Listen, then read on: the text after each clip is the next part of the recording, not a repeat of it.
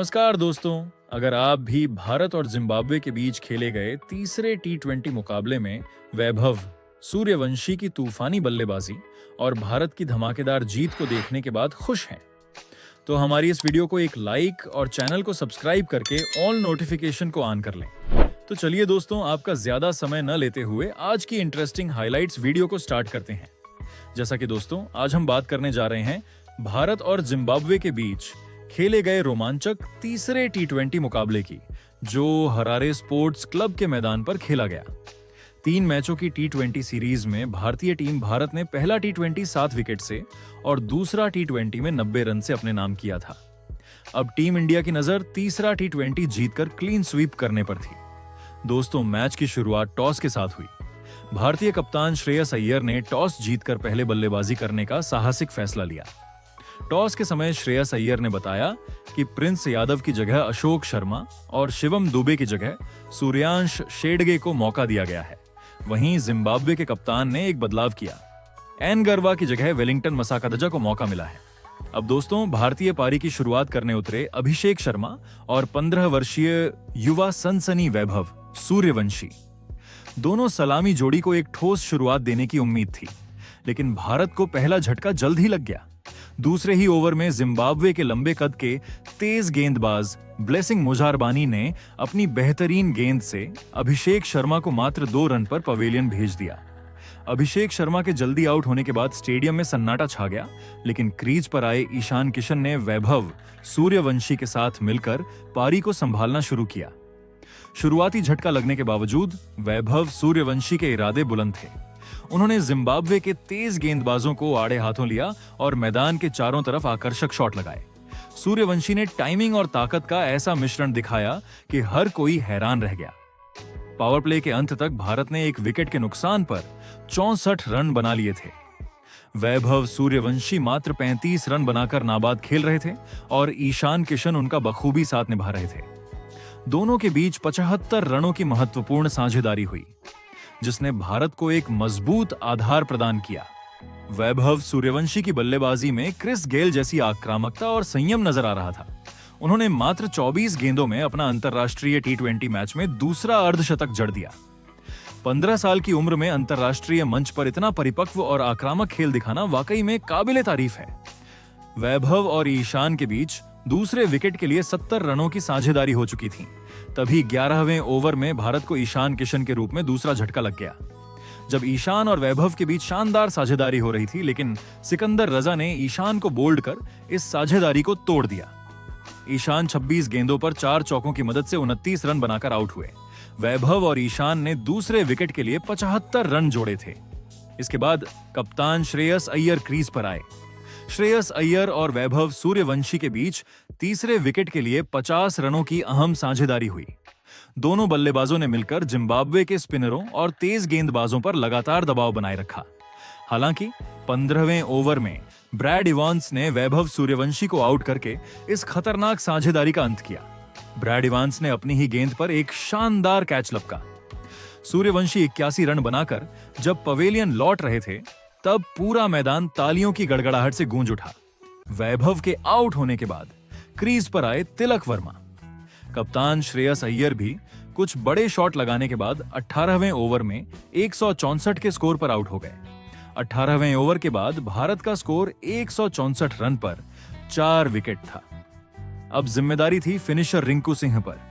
रिंकू सिंह ने आते ही अपने आक्रामक तेवर दिखाने शुरू कर दिए।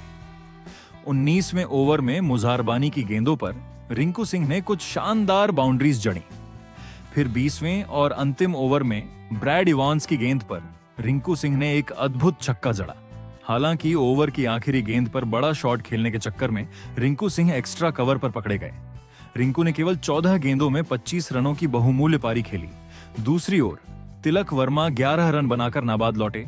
भारत ने निर्धारित 20 ओवरों में 5 विकेट गंवाकर 192 रनों का विशाल स्कोर खड़ा किया। जिम्बाब्वे की ओर से ब्रैड इवांस ने 2 विकेट लिए, जबकि मुजारबानी, सिकंदर रजा और वेस्ली मधेवेरे को एक विकेट मिला। अब दोस्तों, 193 रनों के लक्ष्य का पीछा करने उतरी जिम्बाब्वे की टीम की शुरुआत बेहद ही खराब और निराशाजनक रही। भारतीय टीम के युवा तेज गेंदबाज मयंक यादव ने मैच की पहली ही गेंद पर जिम्बाब्वे को एक बहुत बड़ा झटका दे दिया।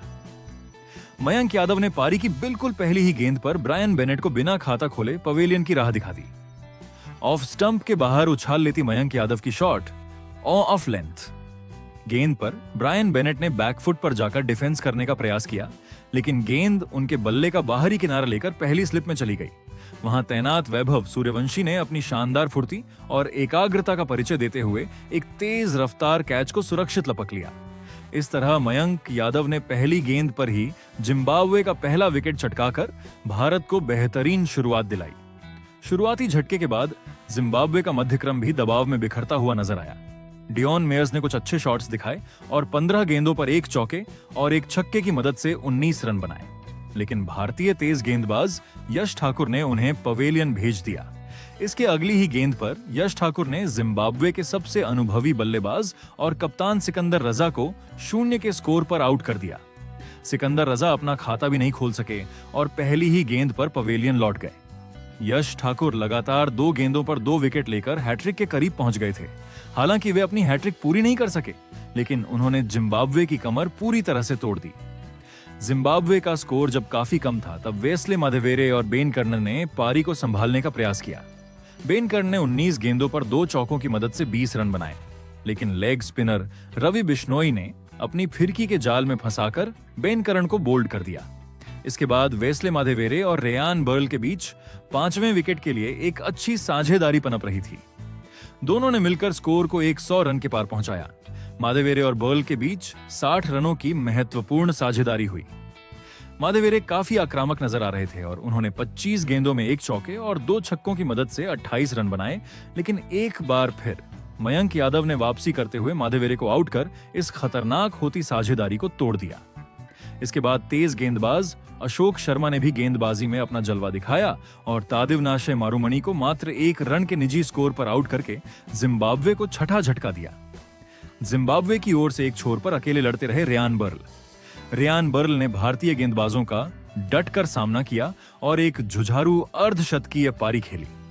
बर्ल ने 43 गेंदों पर 5 चौकों की मदद से 54 रनों की नाबाद पारी खेली और अपना अर्धशतक पूरा किया, लेकिन दूसरे छोर से किसी भी बल्लेबाज का सहयोग न मिलने के कारण वे अपनी टीम को जीत की दहलीज तक नहीं पहुंचा सके।